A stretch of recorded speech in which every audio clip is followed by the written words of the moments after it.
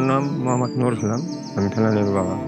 সুন্দর করে সাজিয়ে বিয়ের আয়োজন করে পড়িয়া সব রেডি করে নিয়ে আসতেছিলাম।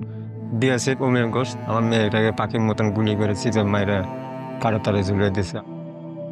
আমার ফেলানিকে এই যে এইখানে ঝুলে রাখছে, ওই কাটা তারে মাথায় ঝুলে রাখছিল, কিন্তু আমি এখনো বিচার পাইনি। বিচার পাবো কি? আমাদের দেশের সরকার উল্টে তাদের পক্ষে হয়ে কথা বলছিল। যেহেতু আমাদের বাংলাদেশের সরকার ছিল আওয়ামী লীগ, শেখ হাসিনা, তাদের ভারতের পক্ষ হয়ে কথা বলছে। আমরা ওরকম সরকার চাই না। আমরা চাই এরকম সরকার যে আমাদের পক্ষ হয়ে কথা বলবে, যে খুনের বিচার চাওয়ার সাহস করতে পারে। আসেন, সামনে নির্বাচন, ভোট দিয়ে আমাদের ক্ষমতা বুঝে নেন। এই নির্বাচনে কে জিতবে?